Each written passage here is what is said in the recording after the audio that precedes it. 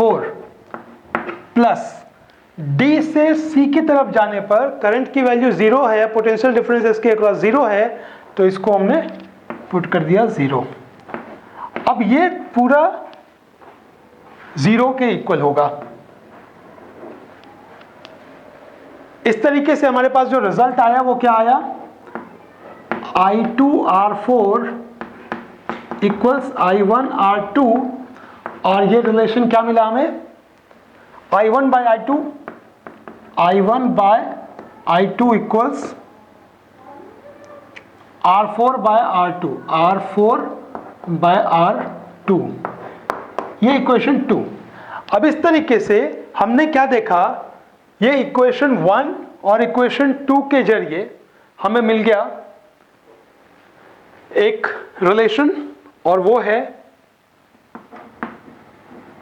From 1 and 2 हमें क्या मिला, R3 by R4 equals R3 by R1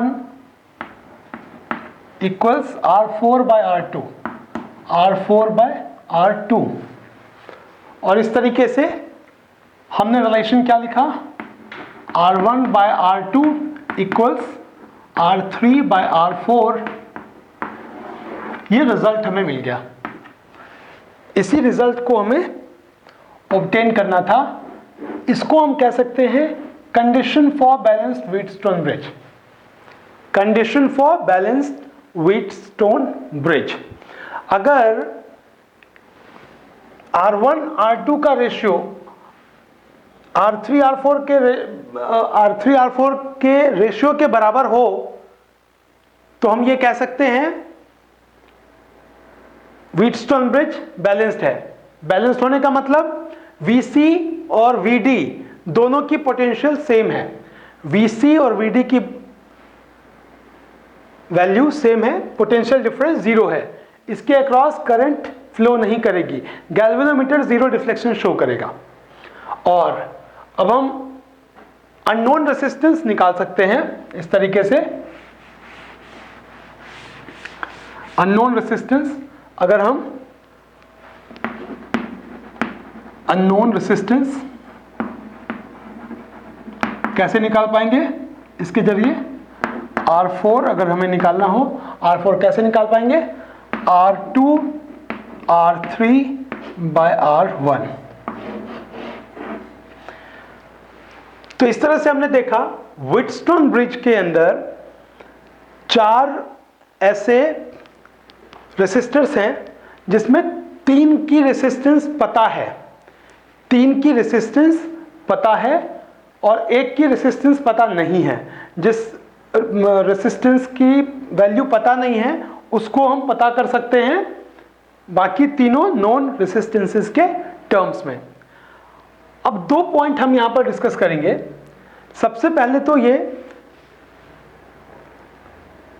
अगर हमने बैटरी आर्म को, इसको हम बैटरी आर्म बोलेंगे और इसको हम गैल्वेनोमीटर आर्म बोलेंगे, इंटरचेंज कर दिया, मतलब जहां पर गैल्वेनोमीटर है वहां पर बैटरी लगा दी और जहां पर बैटरी है वहां पर गैल्वेनोमीटर लगा दिया, तो भी क्या ये बैलेंस कंडीशन चेंज होगा?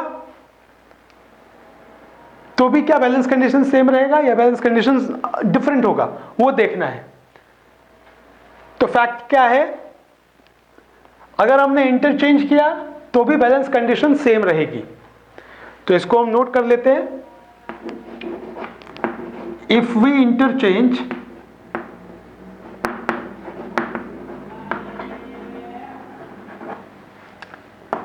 galvanometer arm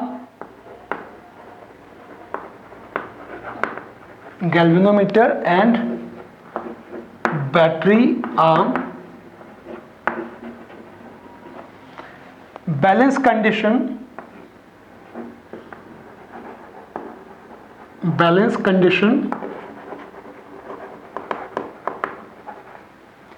remains same.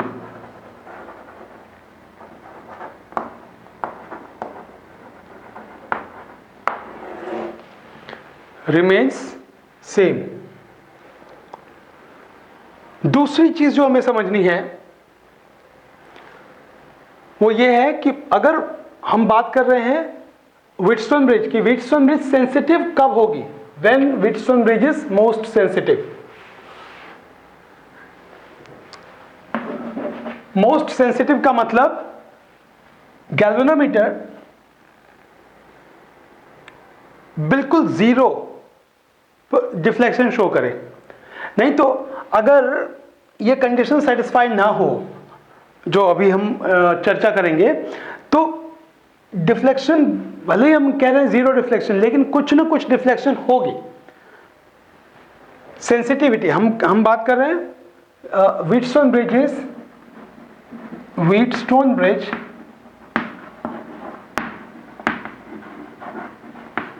is most sensitive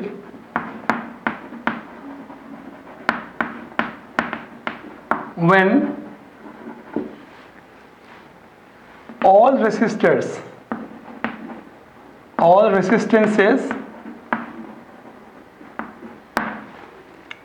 are of same order। Same order का मतलब ऑर्डर ऑफ मैग्नीट्यूड हमने जाना है। ऑर्डर का मतलब अगर मान लेते हैं R1 है 100 ओम, R2 हमने ले लिया 50 ओम, R3 हमने ले लिया 1000 ओम, R4 ले लिया 70 ओम, या अगर बैलेंस की हम बात करें 500 ओम। ऐसे देखने में तो ये बैलेंस्ड है, रेशियो इसकी सेम, 100/50 इक्वल्स 1000, 100/50 का जो रेशियो है, 100/50 जो वैल्यू आएगी वही 1000/500 की वैल्यू आएगी, 1/2। लेकिन इस सिनेरियो में ये क्या देखने की जरूरत है, यहां पर ये ऑर्डर में सेम नहीं है, ऑर्डर इसके सेम नहीं है। ये 50 ओम है और 1000 ओम है, बहुत बड़ा डिफरेंस है। अगर ये सेम ऑर्डर का हो, जैसे अगर हम 10 ले रहे हैं तो ये 20 ले सकते हैं, 10 20। अगर इसको हमने दूसरे लिए वैल्यूज हमें देखने पड़ेंगे सेम ऑर्डर। और भी सेंसिटिव के लिए हमें क्या करना पड़ेगा, इक्वल वैल्यूज अगर हो जाएं और भी अच्छी बात, या फिर हमें सेम ऑर्डर की लेनी पड़ेगी कम से कम। मतलब अगर 100 है तो 100 के फॉर्म में ही हो, मतलब 200 हो, 300 हो वगैरह। हमें ये देखना पड़ेगा 3 डिजिट में है, ये किलो ओम हो गया, ये किलो ओम हो गया, बड़ा ऑर्डर, बड़ा वैल्यू है ये रेसिस्टेंस की। तो इस केस में ये गैल्वेनोमीटर या व्हीटस्टोन ब्रिज का ये जो कंडीशन है वो फिर सेंसिटिव नहीं होगा, इतना एक्यूरेटली ये जीरो डिफ्लेक्शन नहीं होगा इसमें। तो इस बात को हमें ध्यान में रखना पड़ेगा। ये दो बातें थी जो बहुत जरूरी थी व्हीटस्टोन ब्रिज के लिए। अब हमने ये समझ लिया व्हीटस्टोन ब्रिज क्या है, हमने ये समझ लिया व्हीटस्टोन ब्रिज से हम क्या करते हैं। व्हीटस्टोन ब्रिज से हम अननोन रेसिस्टेंस पता करते हैं, बाकी तीनों नोन रेसिस्टेंस के टर्म्स में। और हमने ये भी समझा कि अगर गैल्वेनोमीटर और बैटरी आर्म को चेंज कर दें तो क्या मिलेगा। अगर इंटरचेंज कर दिया हमने तो बैलेंस कंडीशन सेम रहेगा, तो हमारे पास बैलेंस कंडीशन भी हमने ऑब्टेन कर लिया। और इस तरीके से हमने ये भी देखा कि अगर इंटरचेंज भी कर रहे हैं तो भी बैलेंस कंडीशन सेम रहेगी, चेंज नहीं होगी। अब हम व्हीटस्टोन ब्रिज के प्रैक्टिकल एप्लीकेशन, मतलब हमारे पास एक इंस्ट्रूमेंट है ऐसा जिसमें 4 रेसिस्टेंस की जरूरत नहीं पड़ेगी। हमारे पास स्लाइड मीटर ब्रिज है, मीटर ब्रिज में सिर्फ 2 रेसिस्टर्स इस्तेमाल किए जाते हैं और उसमें वायर होती है, वायर की अपनी resistance per unit length given होती है। तो जब वायर की resistance per unit length given है तो उस वायर के अंदर अलग अलग पॉइंट पर वैल्यू रेसिस्टेंस की अलग अलग बनेगी, उसी का हम इस्तेमाल करेंगे। तो ये एक तरह से अगर देखा जाए balance condition of Wheatstone bridge, उसी का इस्तेमाल करके हम अननोन रेसिस्टेंस पता करते हैं। उसमें क्या होगा, एक नोन रेसिस्टर है, एक रेसिस्टर है जिसकी रेसिस्टेंस नोन है, दूसरा रेसिस्टर उसकी रेसिस्टेंस नोन नहीं है, उसके टर्म्स में हम कर सकते हैं। तो वहां पर हमें 4 की जरूरत नहीं है, सिर्फ 2 रेसिस्टर्स ही हमें चाहिए होते हैं। तो अब हम कर रहे हैं दूसरा टॉपिक, इसको हम मीटर ब्रिज लेते हैं। मीटर ब्रिज, मीटर ब्रिज, इसको स्लाइड मीटर ब्रिज भी बोलते हैं। अब यहां से एक चीज देखनी है, ये हमने मीटर लिखा है, मीटर है, मीटर का मतलब यहां पर हम क्या ले रहे हैं कि लेंथ ऑफ वायर जो हम कंसीडर करते हैं उसकी वैल्यू क्या है, 1 है। 1 मीटर 100 सेंटीमीटर की हम बात कर रहे हैं। अब यहां पर क्या करेंगे, सबसे पहले हम देखेंगे ये मीटर ब्रिज है क्या। मीटर ब्रिज प्रैक्टिकल एप्लीकेशन है, practical application of Wheatstone bridge.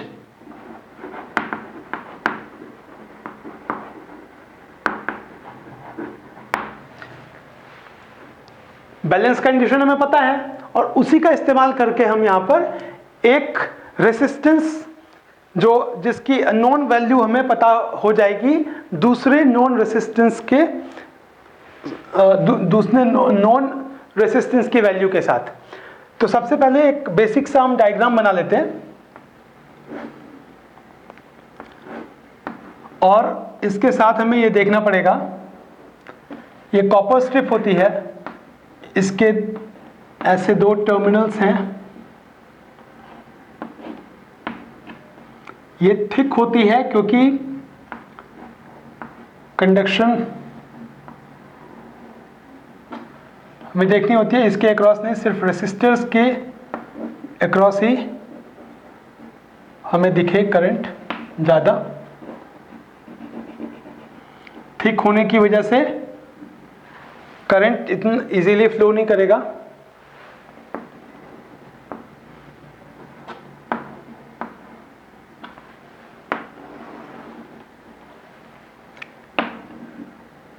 Galvanometer attach करते हैं और गैल्वेनोमीटर का एक एंड इससे कनेक्टेड है,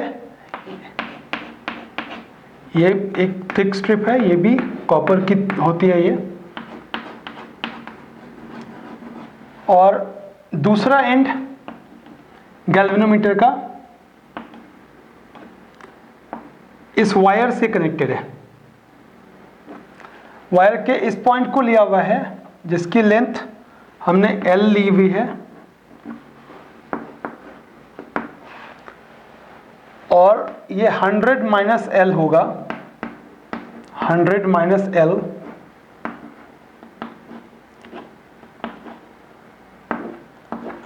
ऐसा इसलिए क्योंकि 100 सेंटीमीटर की पूरी लेंथ हमने कंसीडर की हुई है। अब हम बैटरी अटैच कर देते हैं, कनेक्ट कर देते हैं और एक स्विच भी। इस तरीके से हमारे पास एक नोन और एक अननोन 2 रेसिस्टर्स हैं जिसमें एक रेसिस्टेंस, एक की रेसिस्टेंस पता है, दूसरे की पता नहीं है।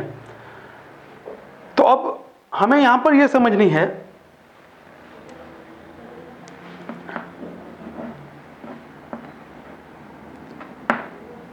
मैंने फाई ले लिया, फाई है resistance per unit, resistance per unit length of, per unit length of wire. इस वायर की रेसिस्टेंस हमने ली हुई है। ये जो वायर है, इस वायर की अपनी resistance per unit length given है। तो इसका मतलब ये हुआ कि अगर ये सेगमेंट जो हम देख रहे हैं, इस सेगमेंट को हम एक बार मार्क कर लेते हैं, ए बी एंड ये पॉइंट सी। तो रेसिस्टेंस अगर सेगमेंट ए सी लिया हुआ है हमने, ए और सी, इसकी लेंथ जितनी है कितनी, एल, और resistance per unit length into length. अब रेसिस्टेंस इस वाले सेगमेंट की,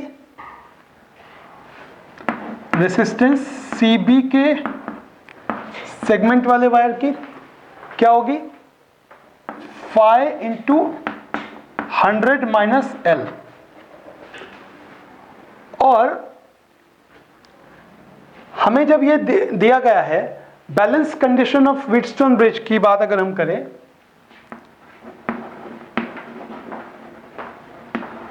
balance condition of Wheatstone bridge,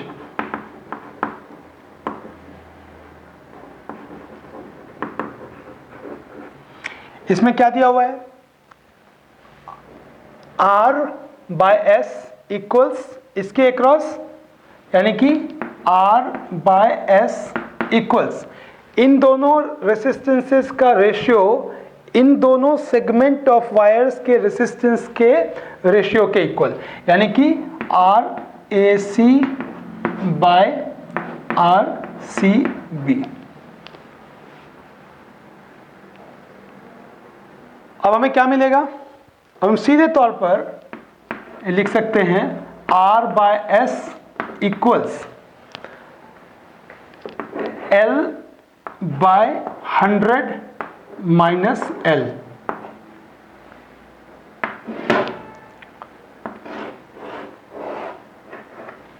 और ऐसा इसलिए मिलेगा कि फाई की वैल्यू दोनों में है, रेशियो लिया है हमने तो कैंसिल हो जाएगी। तो R by S equals L by 100 minus L। अब एक चीज यहां पर नोट करनी है, L क्या है, L यहां पर लिया है हमने बैलेंसिंग लेंथ बोलते हैं, बैलेंसिंग लेंथ। बैलेंसिंग लेंथ का मतलब गैल्वेनोमीटर के इस वाले टर्मिनल को,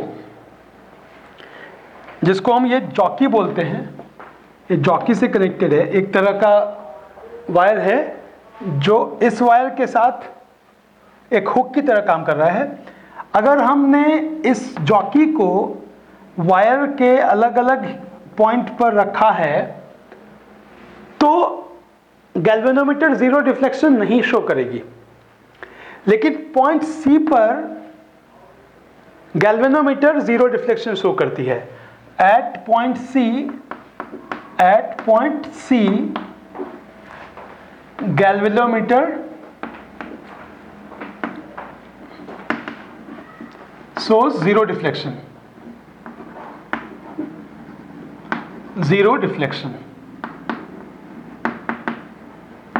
तो ये हमें समझना बहुत जरूरी है।